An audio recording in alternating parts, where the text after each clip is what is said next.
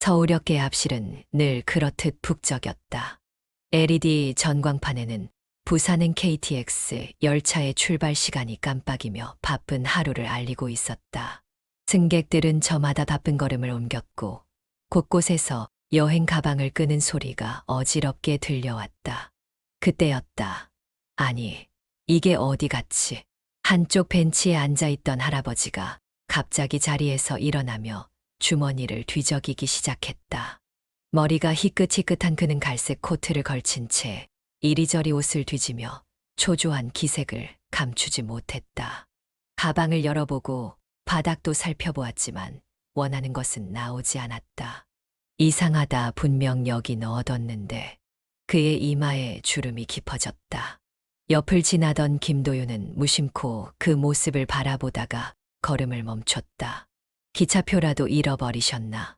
잠시 고민했다. 할아버지의 얼굴에는 당혹감이 가득했고 주변 사람들은 대체로 무관심했다. 도윤은 몇 걸음 더 걸어가다가 다시 뒤를 돌아보았다. 아무도 그를 돕지 않고 있었다. 마음 한편이 무거워졌다. 결국 도윤은 할아버지에게 조심스레 다가갔다. 저 혹시 무슨 일이라도 있으세요? 할아버지는 다급하게 고개를 들었다. 아, 학생. 내가 기차표를 잃어버린 것 같아. 기차표요? 그래, 부산행 KTX 표였는데 분명 아까까지 손에 들고 있었거든. 그런데 가방을 한 번 열었다가 닫고 나니까 없어졌어. 휴대전화도 없고. 도윤은 가방과 주변을 훑어보았다. 혹시라도 티켓이 바닥에 떨어져 있을지 몰랐다. 하지만 바닥은 깨끗했다. 혹시 영무실에 가서 도움을 요청해 보시는 게 어떨까요? 그러긴 해야 하는데 시간이 얼마 안 남았어. 열차가 곧 출발할 거야. 할아버지는 손목시계를 흘깃 보더니 다시 한숨을 쉬었다. 도윤은 자연스럽게 전광판을 보았다. 부산행 KTX 출발까지 15분. 영무실에 가서 확인하더라도 시간이 빠듯해 보였다. 도윤은 순간적으로 판단했다. 할아버지, 혹시 신분증은 가지고 계세요? 응. 아, 그럼. 주민등록증은 있지. 그렇다면 영무실에서 확인 절차를 거쳐서 표를 다시 받을 수도 있을 거예요. 하지만 시간이 너무 없으니까 일단 표를 새로 사는 게 빠를 것 같아요. 할아버지는 깜짝 놀란 듯 도윤을 바라보았다. 학생, 그 말을 들으니 안심이 되긴 하는데 이 늙은이를 위해 그렇게까지 하려는 이유가 뭔가? 도윤은 순간 말을 멈췄다. 사실 자신도 왜 이렇게까지 신경 쓰고 있는지 정확히 알 수 없었다. 그냥 가만히 있을 수 없었다. 할아버지가 난감해하는 모습을 보고도 못 본 척 지나친 게 마음에 걸렸다. 그냥 그러고 싶어서요. 도윤은 그렇게 말하며 휴대전화로 KTX 예매 앱을 열었다. 부산행 몇 시 차였죠? 오후 2시 10분이 이제 15분도 안 남았을 거야. 곧 마감되겠네요. 제가 바로 결제할게요. 도윤은 빠르게 화면을 눌러 결제를 마쳤다. 할아버지는 어안이 벙벙한 얼굴로 도윤을 바라보았다. 학생, 이거 너무 큰 돈인데 어쩌려고? 괜찮아요. 제가 할아버지 덕분에 좋은 일 할 기회를 얻었잖아요. 도윤은 환하게 웃으며 핸드폰 화면을 보여주었다. 됐어요. 4호차 12시 좌석이에요. 개찰구로 가시면 바로 타실 수 있을 거예요. 할아버지는 몇 초간 말을 잇지 못했다. 마치 무언가 말하려다가 결국 감정을 삼킨 듯했다. 고맙네. 정말 고맙네. 학생. 그의 손이 떨리고 있었다. 별 말씀을요. 어서 가세요. 곧 출발해요. 도윤은 환하게 웃으며 손짓했다. 할아버지는 몇 번이나 도윤을 돌아보며 깊이 머리를 숙이고 개찰구를 통과했다. 도윤은 그 모습이 사라질 때까지 그 자리에 서 있었다. 그리고 그 순간 자신도 모르게 뿌듯함이 밀려왔다. 이 작은 행동이 어떤 변화를 가져올지는 아직 아무도 알지 못했다. 부산행 KTX가 출발 신호를 알리며 경쾌한 소리를 냈다. 할아버지는 개찰구를 지나면서도 몇 번이고 뒤를 돌아보았다. 아직도 믿기지 않는다는 듯한 표정이었다. 젊은 학생이 선뜻 자신의 표를 사주고 마치 아무 일도 아니라는 듯 웃으며 떠나갔다. 이런 일이 다 있나. 할아버지는 혼잣말을 하며 서둘러 승강장으로 향했다. 출발 시간이 가까워지자 승무원이 탑승 안내를 하고 있었다. 할아버지는 손에 꽉 쥐고 있는 새 기차표를 다시 한번 확인했다. 부산행 KTX 4호차 12시. 이 학생 도대체 무슨 마음으로 이런 걸 해준 거지? 생각할수록 신기했다.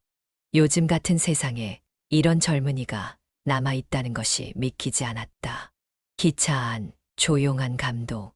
할아버지는 좌석을 찾아가 조심스럽게 앉았다. 주위에는 저마다 스마트폰을 들여다보거나 창밖을 바라보며 시간을 보내는 승객들이 가득했다. 할아버지는 가방에서 손수건을 꺼내 한 번 쥐어짜듯이 손에 감았다. 기차가 부드럽게 움직이며 서울역을 빠져나갔다. 그제야 아까 그 학생이 남기고 간 짧은 말들이 하나둘 떠올랐다. 그냥 그러고 싶어서요. 제가 할아버지 덕분에 좋은 일 할 기회를 얻었잖아요. 할아버지는 조용히 창밖을 바라보았다. 도대체 왜 그러고 싶었을까? 그런 의문이 들면서도 이상하게도 마음 한구석이 따뜻해졌다. 할아버지는 자리에서 몸을 조금 틀며 옆자리에 앉아있는 젊은 남자에게 조심스럽게 말을 걸었다. 저기 젊은이. 네. 내가 방금 기차표를 한 학생 덕분에 받을 수 있었는데. 아, 그러셨군요. 옆자리 승객은 별로 신경 쓰지 않는 듯 이어폰을 만지작거렸다. 할아버지는 다시 혼잣말처럼 중얼거렸다. 이런 청년이 아직도 있구나. 그 말에 옆자리 남자가 잠깐 관심을 보였다. 어떤 일이 있었는데요? 할아버지는 웃으며 방금 있었던 일을 들려주었다. 표를 잃어버렸던 순간, 당황했던 감정, 그리고 그 학생이 아무렇지도 않게 도와준 이야기까지. 세상에 그런 학생도 있네요. 그렇지. 요즘 같은 세상에 말이야. 처음엔 사기인가 싶기도 했는데 그 학생 눈빛을 보니 순수하더구먼. 할아버지는 다시 한번 창밖을 바라보았다. 그 학생 이름이라도 물어볼 걸. 문득 후회가 밀려왔다. 너무 갑작스럽게 일이 진행되다 보니 정작 감사 인사조차 제대로 못했다는 생각이 들었다. 혹시라도 다시 만날 수 있을까? 하지만 서울역에서 그런 우연이 또 찾아올 확률은 희박했다. 기차는 어느새 속력을 내며 남쪽으로 달려가고 있었다. 할아버지는 기차표를 조심스럽게 주머니에 넣으며 처음으로 손에 들어온 티켓이 단순한 종이가 아니라는 것을 깨달았다. 그건 단순한 기차표가 아니라 아직 세상에는 따뜻한 사람들이 있다는 희망의 증표였다. 도윤은 강의실 한쪽 구석에서 노트북을 펼쳐놓고 조용히 문제를 풀고 있었다. 책상 위에는 전공 서적과 필기 노트가 어지럽게 놓여 있었고 중간중간 연습장에 뭔가를 끄적이며 문제를 풀어나갔다. 그러던 중 휴대전화가 짧게 진동했다. 학과 사무실. 뜬금없는 연락이었다. 학과 사무실에서 무슨 일이지? 등록 관련 서류 같은 건 다 냈을 텐데 설마 장학금 심사 결과인가? 별 생각 없이 전화를 받았다. 네, 김도윤입니다. 아, 김도윤 학생. 지금 학과 사무실로 잠깐 와줄 수 있을까요? 네, 무슨 일인가요? 자세한 건 와서 말씀드리는 게 좋을 것 같아요. 가능하면 바로 와줄 수 있나요? 전화 너머의 목소리는 차분했지만 어딘가 심각한 느낌이 들었다. 도윤은 순간 가슴이 철렁했다. 무슨 문제가 생긴 건가? 노트북을 덮고 가방을 챙긴 뒤 학과 건물로 빠르게 걸음을 옮겼다. 학과 사무실에서의 충격적인 소식. 사무실 문을 두드리고 들어서자 직원 한 분이 자리에서 일어나며 도윤을 맞았다. 왔군요. 김도윤 학생. 앉으세요. 도윤은 다소 긴장된 얼굴로 의자에 앉았다. 무슨 일이죠? 직원은 책상 위에 놓여있던 서류 한 장을 건네주었다. 이걸 확인해 보세요. 도윤은 서류를 내려다보았다. 등록금 납부 내역. 문서를 따라 시선을 옮기자 전액 납부 완료라는 글자가 눈에 들어왔다. 네. 도윤은 순간 자신의 눈을 의심했다. 이게 무슨 뜻이에요? 직원은 의미심장한 미소를 지으며 말했다. 익명의 후원자가 학생의 이번 학기 등록금을 전액 납부했습니다. 도윤의 손이 떨렸다. 익명의 후원자요? 네. 아까 오전에 납부가 완료됐어요. 그런데 후원자가 신원을 밝히기를 원하지 않는다고 하더군요. 직원의 말에 도윤은 더욱 혼란스러워졌다. 잠시만요. 저는 장학금 신청을 한 적도 없고 후원받을 이유도 없는데요. 저희도 처음엔 착오인 줄 알았어요. 그런데 후원자가 확실하게 학생 이름과 학번을 지정해서 납부했더군요. 다시 확인해도 틀림없습니다. 도윤은 아무 말도 하지 못했다. 단순한 실수나 오해일 수도 있다고 생각했지만 후원자가 자기 신상을 밝히지 않았다는 점이 걸렸다. 혹시 어떤 방식으로 납부됐는지 알 수 있을까요? 은행 계좌를 통해 직접 입금됐어요. 대리인을 통한 것도 아니고 학교 측에 따로 연락한 것도 없습니다. 익명으로 입금한 거죠. 그럼 그 사람이 어떤 사람인지 전혀 알 수 없다는 거네요. 네, 그렇습니다. 도윤은 손으로 머리를 짚었다. 분명 잘못된 건 아니었다. 등록금이 납부된 것은 엄청난 행운이었다. 하지만 너무 갑작스럽게 일어난 일이라 현실감이 없었다. 한 가지 가능성이 떠올랐다. 설마 그때 그 할아버지, 기차역에서 도와줬던 노인이 생각났다. 하지만 그럴 리가 있을까? 그는 단순히 도움을 받은 행인이었을 뿐이다. 그것도 기차표 한 장뿐이었는데 혹시 연락처 같은 건 남기지 않으셨나요? 직원은 미안한 듯 고개를 저었다. 전혀 없습니다. 다만 후원자가 학교에 딱 한마디 남기고 갔다고 하더군요. 네, 뭐라고요? 직원은 살짝 웃으며 말했다. 그 학생이 돈 걱정 없이 열심히 공부할 수 있으면 좋겠습니다. 도윤은 순간 아무 말도 하지 못했다. 마음속에서 무언가가 요동쳤다. 그때 기차역에서 자신의 돈으로 표를 끊어주던 순간이 떠올랐다. 설마 진짜, 그렇다면 이건 단순한 친절의 대가가 아니라 어떤 깊은 인연의 시작일지도 몰랐다. 도윤은 며칠 동안 잠을 제대로 이루지 못했다. 등록금이 납부된 이후 그는 계속해서 그 익명의 후원자가 누구인지 고민했다. 아무리 생각해도 기차역에서 만난 할아버지 말고는 떠오르는 사람이 없었다. 하지만 확신이 없었다. 설마 정말 그분이? 그렇다면 왜 그렇게까지 했을까? 머릿속이 복잡해지자 도윤은 결국 직접 확인해 보기로 했다. 기차역에서의 단서.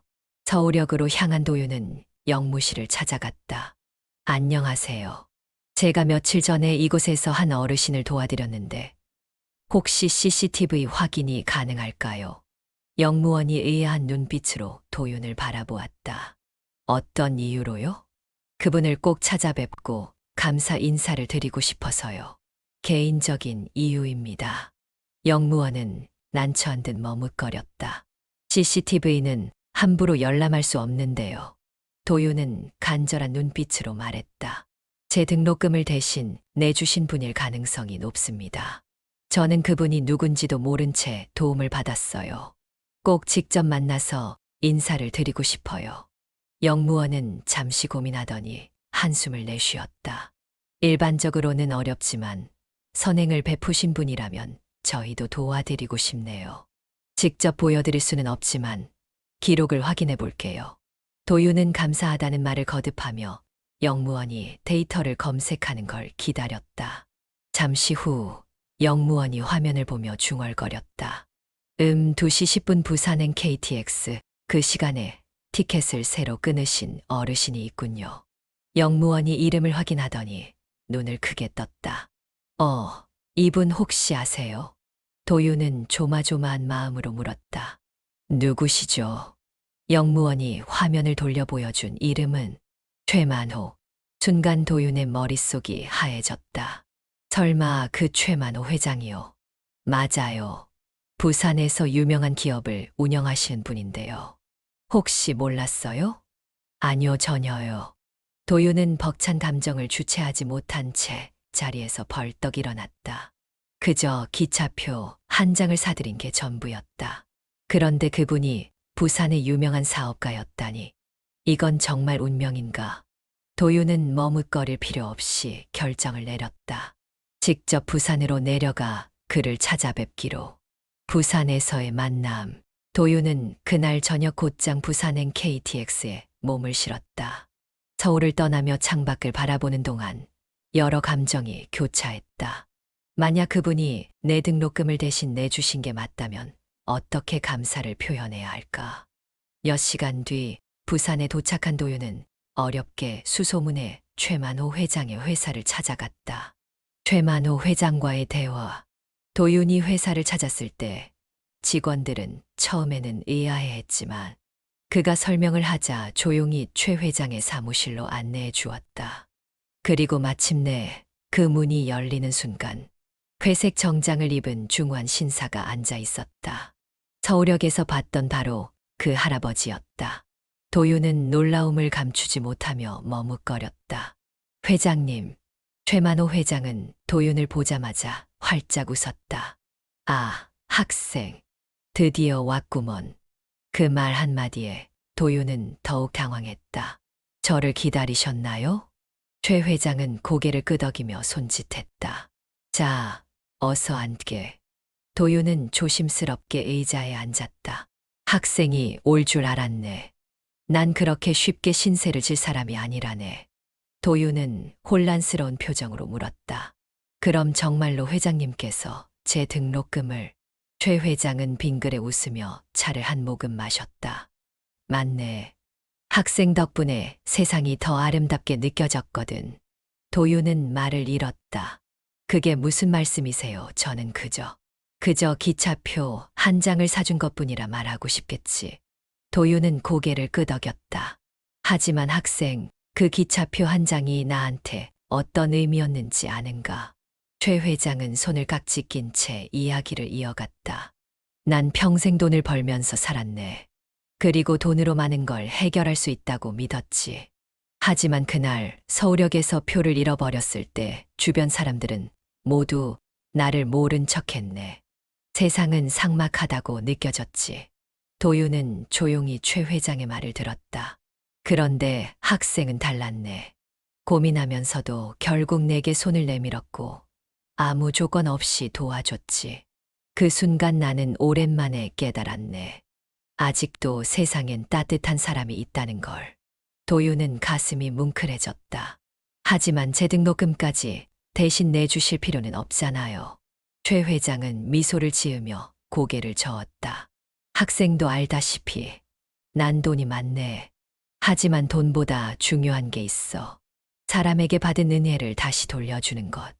학생이 내게 베푼 작은 선행이 결국 이렇게 다시 돌아온 것뿐이야. 도윤은 그 말을 듣고 한참 동안 아무 말도 하지 못했다. 그리고 결국 깊이 고개를 숙였다. 정말 감사합니다. 최 회장은 다정한 미소를 지었다. 받는 것도 배움이라네, 학생. 그날 도윤은 인생에서 가장 큰 가르침을 얻었다.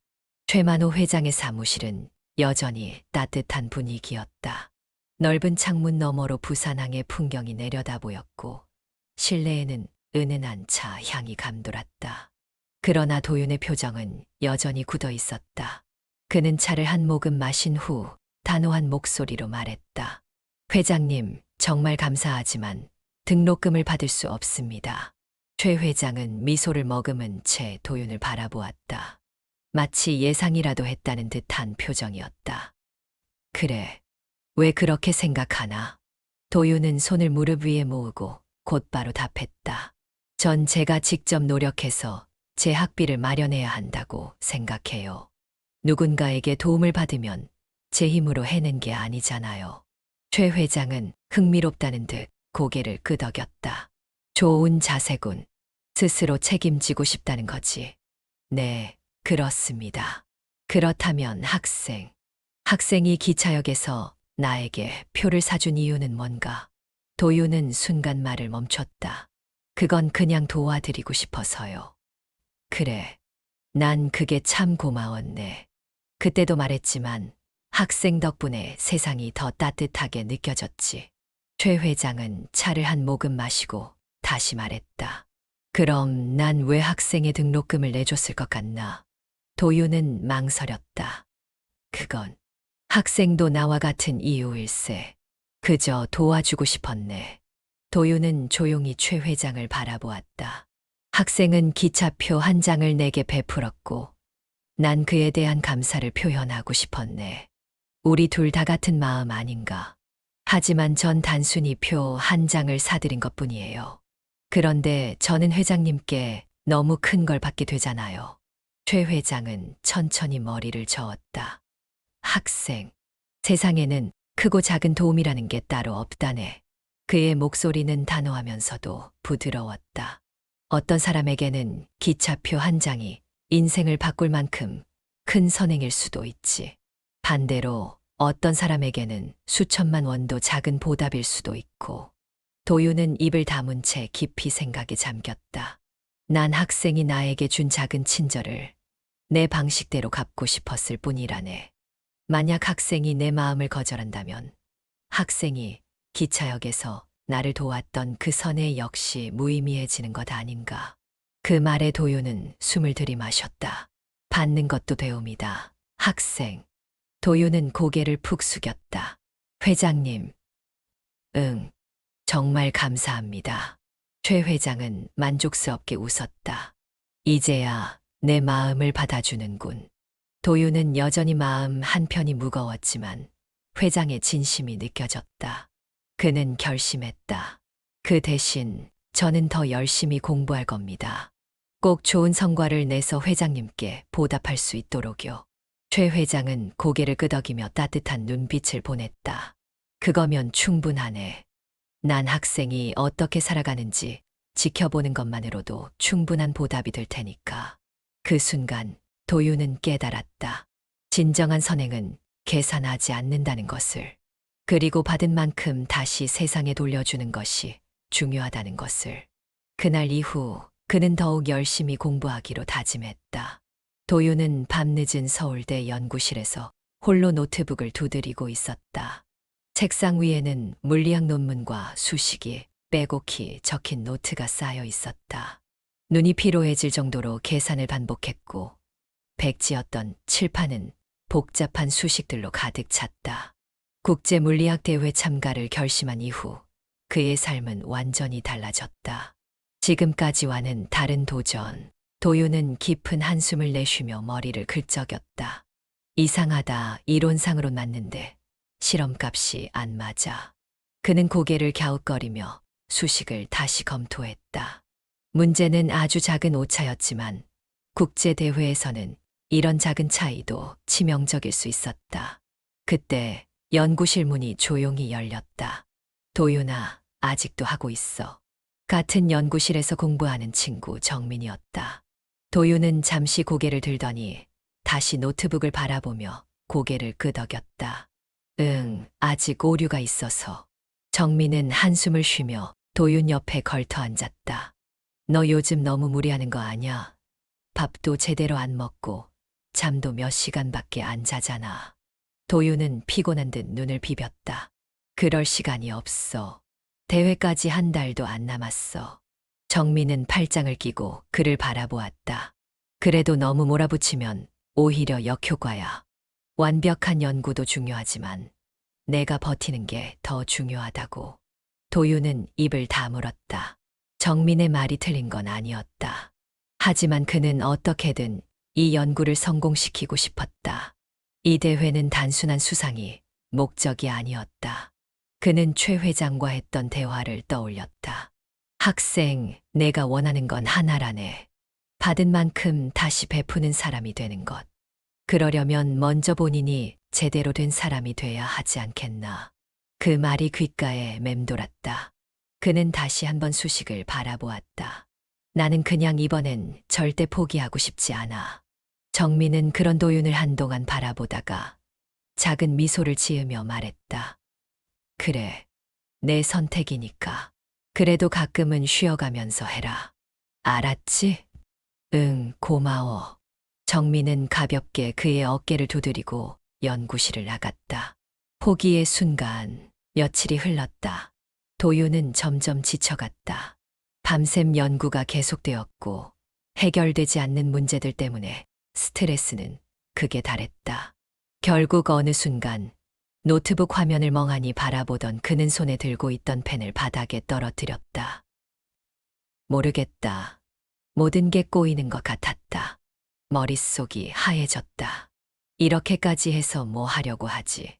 이 대회에 참가한다고 해서 반드시 성공한다는 보장이 있는 것도 아니었다.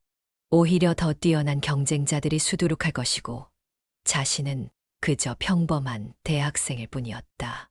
그 순간 그의 머릿속을 스치는 또 다른 목소리가 있었다. 받는 것도 배움이다. 학생, 포기하지 말고 계속해보게. 내가 받은 작은 친절을 다른 사람에게도 돌려줄 수 있도록. 도윤은 천천히 숨을 내쉬었다. 아냐, 여기서 포기하면 안 돼.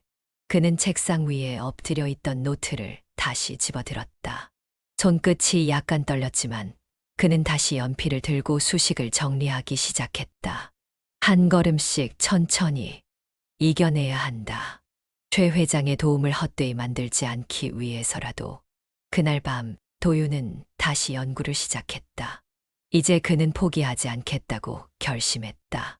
도윤은 노트북 화면을 바라보며 얼굴이 하얗게 질렸다. 손끝이 떨렸다. 화면에는 단 하나의 메시지가 떠 있었다. 파일을 찾을 수 없습니다. 도윤은 믿을 수 없다는 듯 다시 클릭하고 또 클릭했다. 하지만 아무리 뒤져봐도 한 달 동안 밤낮 없이 연구했던 데이터 파일은 감쪽같이 사라져 있었다. 설마 이게 진짜 날아간 거야? 그는 황급히 백업 폴더를 확인했다. 그러나 거기에도 파일은 없었다. 순간 등줄기에 식은땀이 흘렀다. 국제 물리학 대회. 내일이 발표였다. 그동안 연구했던 데이터가 없다면 발표는커녕 참가조차 할 수 없었다. 말도 안 돼. 대체 어떻게 된 거야? 정신없이 키보드를 두드리며 복구 프로그램을 돌려봤지만 돌아오는 건 절망적인 결과뿐이었다. 파일을 찾을 수 없습니다. 절망 속에서 걸려온 전화. 그때 주머니 속 휴대전화가 울렸다. 액정을 보니 발신인은 최만호 회장이었다. 평소라면 단갑게 받았을 테지만 지금은 전화를 받을 기분조차 아니었다. 하지만 결국 그는 한숨을 내쉬며 전화를 받았다. 회장님, 도윤 학생 내일이면 드디어 대회 아닌가? 준비는 잘 되고 있나? 평소처럼 온화한 목소리였다. 도윤은 망설이다가 결국 힘없는 목소리로 말했다.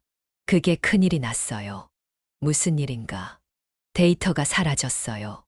연구 자료 전부요. 잠시 침묵이 흘렀다. 이내 최 회장이 천천히 물었다. 정말로 전부 사라진 건가? 네. 파일이 다 날아가 버렸어요. 백업도 안 되어 있고. 도윤은 절망에 가득 찬 목소리로 덧붙였다. 이제 끝난 것 같아요. 내일 발표인데 아무것도 없는 상태로 참가할 수도 없고 그냥 여기까지인가 봐요. 최 회장은 잠시 말이 없었다. 그리고 이윽고 낮고 단단한 목소리로 말했다. 도윤 학생, 위기는 곧 기회라네. 도윤은 멍한 표정으로 핸드폰을 바라보았다. 네, 난 사업을 하면서 수많은 위기를 겪었네. 한순간의 실수로 회사가 무너질 뻔한 적도 있었고, 중요한 자료가 통째로 날아간 적도 있었지. 그럼 어떻게 하셨어요? 패닉에 빠지는 건 당연한 일이지. 하지만 중요한 건 그 다음이야. 절망하고만 있으면 그대로 끝이지만 침착하게 해결 방법을 찾으면 다시 기회가 찾아오지. 도윤은 입을 다물었다. 최 회장의 목소리는 한결 차분했다. 학생, 정말 모든 게 사라진 건가? 네. 파일이 다 날아갔어요. 그럼 연구했던 과정까지 사라진 건가? 도윤은 그제야 멍하니 생각에 잠겼다. 아니요. 그건 아니에요. 비록 데이터 파일은 사라졌지만 그동안 연구했던 모든 과정은 그의 머릿속에 남아 있었다. 수없이 고민하고 시뮬레이션을 돌리고 논문을 읽으며 쌓아온 지식과 경험들. 그것까지 날아간 건 아니었다. 최 회장은 조용히 말했다. 그렇다면 아직 끝난 게 아니네. 포기하기엔 너무 이르지 않나. 회장님, 학생, 지금 할 수 있는 걸 찾아보게. 완벽하진 않더라도 하나라도 복구할 수 있지 않겠나? 그 말에 도윤은 깊이 숨을 들이마셨다. 그렇다. 그가 할 수 있는 건 아직 남아 있었다. 밤을 새운 복구 작업. 전화를 끊은 후 도윤은 즉시 연구실로 달려갔다. 노트북을 새로 세팅하고 남아있는 자료들을 정리하기 시작했다. 실험 데이터를 다시 수집할 수는 없었지만 기존 논문과 연구 과정을 토대로 최대한 비슷한 결과를 도출할 수 있었다. 완벽하진 않더라도 최선을 다하자. 그는 밤새도록 논문을 읽고 계산을 다시 했다. 칠판에는 또다시 복잡한 수식들이 빼곡히 채워졌다. 눈은 충혈됐고 머리는 깨질 듯 아팠다. 하지만 그는 포기하지 않았다. 최 회장의 말이 계속 머릿속에서 맴돌았다. 위기는 곧 기회라네. 다시 일어선 아침. 어느덧 밤이 지나고 아침이 밝았다. 도윤은 지친 얼굴로 모니터를 바라보았다. 그리고 됐다. 비록 처음 계획했던 연구 데이터와는 다소 차이가 있었지만 충분히 발표할 만한 결과를 도출할 수 있었다. 마지막 순간까지 포기하지 않았기에 가능한 일이었다. 그는 깊이 숨을 내쉬며 노트북을 덮었다. 지금껏 한 번도 느껴보지 못한 뿌듯함이 밀려왔다. 이제 대회장으로 갈 시간이었다. 국제물리학대회가 열리는 컨벤션 센터는 엄숙한 분위기였다. 전 세계에서 모인 참가자들이 각자의 연구를 준비하며 분주하게 움직이고 있었다. 도윤도 연구 노트를 손에 꼭 쥔 채 깊이 숨을 들이마셨다. 할 수 있어. 어제까지 해왔던 그대로 하면 돼. 밤새 복구한 데이터를 기반으로 준비한 발표였다. 완벽하지는 않았지만 자신이 할 수 있는 최선을 담았다. 김도윤 참가자님 준비되셨나요? 운영진이 다가와 확인했다. 도윤은 천천히 고개를 끄덕였다. 네, 준비됐습니다. 심장이 터질 듯이 뛰었다. 하지만 발걸음을 떼며 다짐했다. 이건 단순한 경쟁이 아니라 나 자신과의 싸움이다. 무대 위에서의 발표. 조명이 비추는 무대 한가운데로 걸어나갔다. 도윤은 깊이 숨을 들이마시고 마이크를 조정했다. 객석에는 전 세계에서 모인 저명한 교수진과 심사위원들이 날카로운 눈빛으로 그를 바라보고 있었다. 그는 준비된 슬라이드를 넘기며 차분한 목소리로 발표를 시작했다. 안녕하세요. 저는 서울대학교 물리학과 김도윤입니다. 오늘 저는 양자 터널링을 이용한 새로운 입자 검출 기법에 대해 발표하겠습니다. 첫 문장을 뱉는 순간 머릿속이 맑아졌다. 발표를 준비하면서 수도 없이 연습했던 내용이었다. 긴장할 필요 없었다. 천천히, 논리적으로. 그는 실험 과정과 이론적 근거를 하나씩 설명해 나갔다. 칠판과 슬라이드를 번갈아 가며 실제 계산 과정도 직접 보여주었다. 심사위원들의 질문, 발표가 끝나자 심사위원 중 한 명이 손을 들었다. 나이가 지긋한 백발의 교수였다. 흥미로운 연구였습니다. 하지만 실험 데이터가 다소 부족한 것으로 보이는데요. 혹시 기존 연구와 비교했을 때 신뢰도를 어떻게 평가할 수 있나요? 예상했던 질문이었다. 도윤은 차분히 답했다. 네, 맞습니다. 저도 실험 데이터가 완벽하지 않다는 점을 인지하고 있습니다. 하지만 기존 연구에서 제안된 이론과 비교했을 때 저희 연구에서 제시한 방식이 유효할 가능성이 높다고 판단됩니다. 그는 준비해둔 보충 자료를 띄웠다. 여기 보시는 바와 같이 기존 실험에서 측정된 결과와 유사한 패턴을 보이며 오차 범위 내에서 유의미한 일관성을 확인했습니다. 향후 연구에서는 더 많은 실험을 통해 신뢰도를 높일 계획입니다. 심사위원들은 고개를 끄덕였다. 또 다른 심사위원이 질문했다. 만약 이 연구가 더 발전한다면 어떤 실용적인 응용이 가능하다고 보나요? 도윤은 곧바로 대답했다. 이 연구가 발전한다면 보다 정밀한 입자 검출이 가능해질 것입니다. 이를 통해 고에너지 물리학 실험이나 반도체 산업 등 다양한 분야에 응용될 수 있을 것입니다. 심사위원들은 메모를 하며 다시 고개를 끄덕였다. 끝난 후의 긴장감. 발표가 끝나고 무대를 내려오는 순간 도윤은 다리에 힘이 풀리는 기분이 들었다. 큐. 손바닥에는 땀이 잔뜩 배어 있었다. 도윤아. 뒤에서 익숙한 목소리가 들렸다. 정민이었다. 야, 너 완전 멋있었어. 도윤은 피식 웃으며 정민의 손을 맞잡았다. 진짜 엄청 떨었는데. 진짜야. 심사위원들도 되게 긍정적인 반응이었어. 하지만 도윤은 긴장을 놓을 수 없었다. 다른 참가자들의 발표도 굉장히 뛰어났다. 특히 미국 MIT에서 온 한 참가자의 발표는 심사위원들의 눈빛을 반짝이게 만들 정도였다. 과연 내가 상을 받을 수 있을까? 결과는 쉽게 예측할 수 없었다. 하지만 그는 스스로에게 말했다. 내가 할 수 있는 건 다 했다. 후회 없이.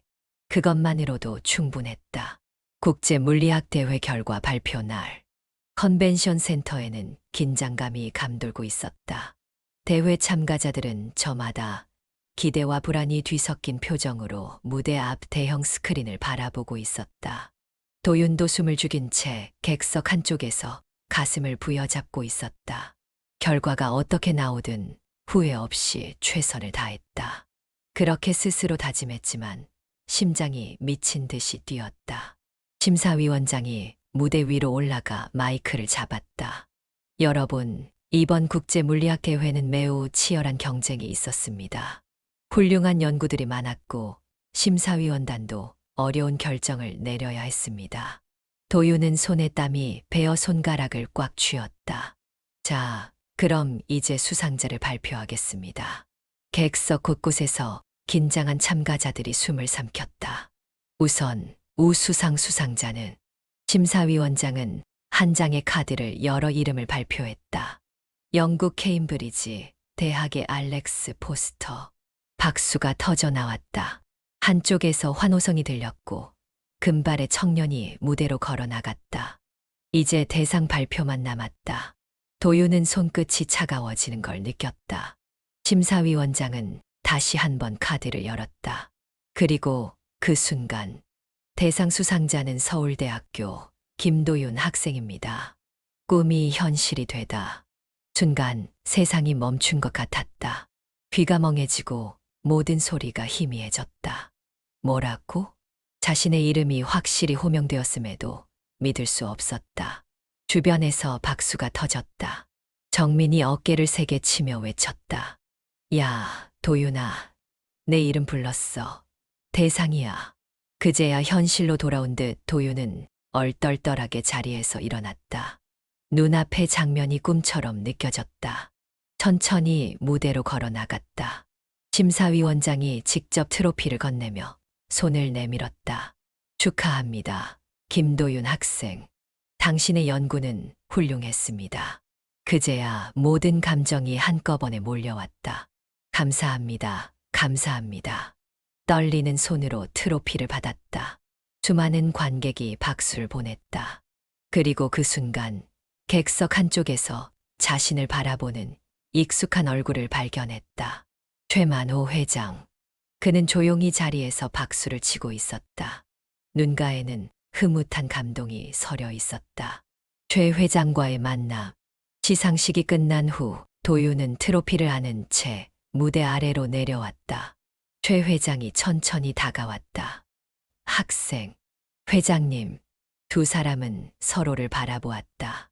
그리고 도윤은 깊이 고개를 숙였다. 정말 감사합니다. 회장님 덕분에 여기까지 올 수 있었습니다.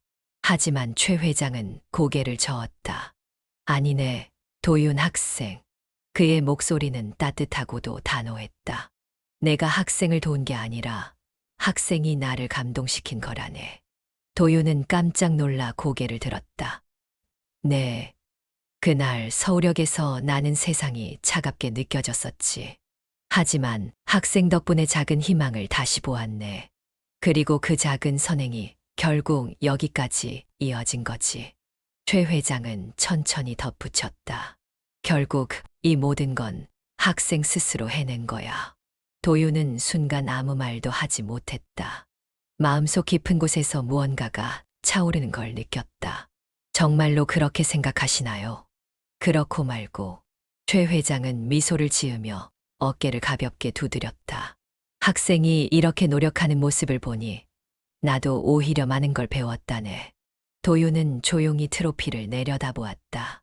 이 상은 단순한 연구 성과가 아니라 그가 걸어온 길과 최 회장과의 인연이 만들어낸 결과였다. 그는 다시 한번 깊이 인사했다. 정말 감사합니다. 그리고 두 사람은 말없이 서로를 바라보며 웃었다. 이 순간 단순한 후원자와 수혜자가 아닌 진정한 인생의 귀인이 된 듯한 느낌이었다. 국제물리학대회에서 대상을 수상한 이후 도윤의 삶은 많은 변화를 맞았다. 학교에서는 연구자로서의 가능성을 인정받았고 여러 교수들로부터 함께 연구하자는 제안을 받았다. 해외 대학에서도 교환학생 프로그램과 대학원 장학금 제의를 해왔다. 하지만 그 중에서도 도윤에게 가장 인상 깊었던 변화는 최만호 회장과의 관계였다. 대회가 끝난 후 최 회장은 따로 도윤을 불러 조용히 말했다. 최 회장의 마지막 조언, 부산의 한 고급 레스토랑. 큰 창문 밖으로는 바다가 보였고 저녁 노을이 아름답게 퍼지고 있었다. 최 회장은 차를 한 모금 마신 후 조용히 입을 열었다. 도윤 학생, 이제 앞으로 뭐 할 생각인가? 도윤은 잠시 고민하다가 대답했다. 대학원에 진학해서 연구를 계속할 생각입니다. 좋은 생각이군. 최 회장은 만족스럽게 고개를 끄덕였다. 그리고 잠시 뜸을 들이더니 천천히 덧붙였다. 하지만 한 가지 꼭 기억해야 할 게 있네. 도윤은 진지한 표정으로 회장을 바라보았다. 네, 어떤 건가요? 최 회장은 미소를 지으며 말했다. 나처럼 자네가 받은 도움을 또 다른 누군가에게 베풀게. 그 말에 도윤은 깜짝 놀랐다. 최 회장은 부드러운 목소리로 계속 말했다. 내가 학생에게 등록금을 지원해 준 것도 사실 학생이 먼저 나에게 도움을 주었기 때문이지. 세상은 그렇게 선의가 돌고 도는 곳이라네. 그는 창밖을 바라보며 덧붙였다. 나는 학생 덕분에 세상이 아직 따뜻하다는 걸 깨달았어. 그리고 이제 자네도 누군가에게 그런 사람이 되어주게. 도윤은 그 말을 듣고 가슴이 뭉클해졌다. 그는 그저 작은 친절을 베풀었을 뿐인데 그것이 이렇게 큰 인연이 되어 돌아왔다. 그리고 그 인연이 이제 자신을 통해 또 다른 사람에게 이어질 수 있다는 걸 깨달았다. 도윤은 깊이 고개를 끄덕였다. 알겠습니다, 회장님. 저도 꼭 받은 만큼 돌려주겠습니다. 최 회장은 흐뭇하게 웃었다. 그럼 됐네. 그렇게 그들의 대화는 마무리되었고 도윤의 마음속에는 새로운 다짐이 자리 잡았다. 몇 년 후 기차역에서의 새로운 만남. 시간이 흘러 도윤은 대학원을 졸업하고 연구자가 되었다. 그는 해외에서 박사 과정을 마친 후 한국으로 돌아와 대학에서 학생들을 가르치고 있었다.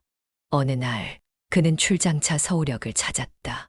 오랜만에 들른 서울역은 여전히 붐비고 있었다. 그는 무심코 개찰구 근처를 지나가다가 한쪽에서 허둥대고 있는 젊은 학생을 발견했다.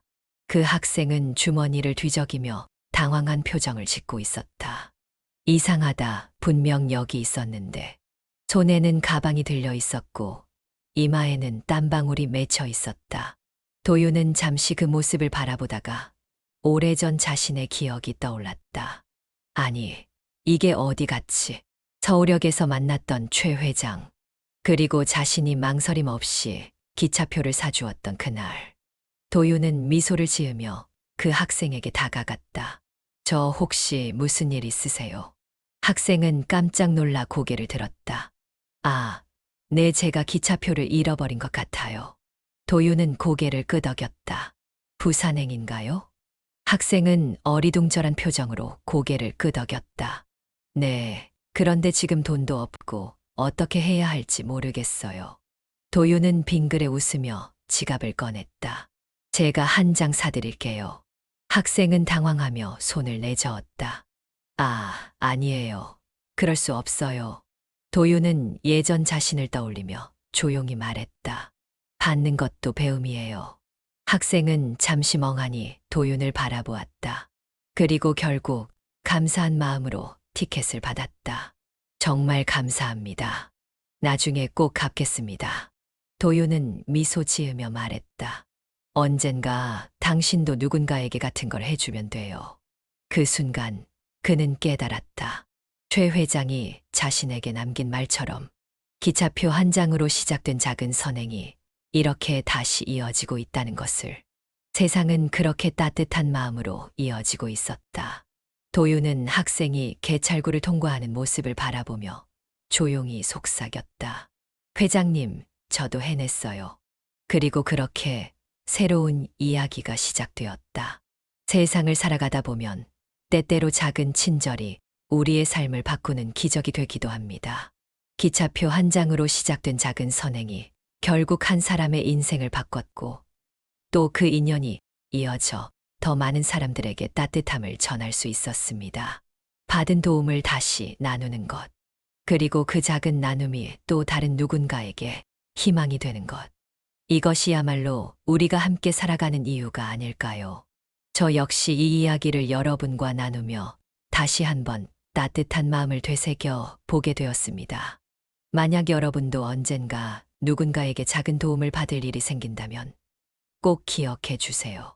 그 도움을 받은 것만으로도 감사한 일이지만 그것을 또 다른 누군가에게 전할 때 비로소 그 따뜻함이 계속해서 이어진다는 것을요. 오늘의 이야기가 여러분께도 작은 울림이 되었다면 구독과 좋아요, 알람 설정으로 함께 해주세요. 여러분의 작은 클릭 하나가 저에게는 큰 응원이 됩니다. 앞으로도 따뜻한 이야기, 감동적인 이야기로 찾아뵙겠습니다. 그럼 다음 이야기에서 또 만나요. 세상은 우리가 만들어가는 따뜻한 이야기로 이어진다.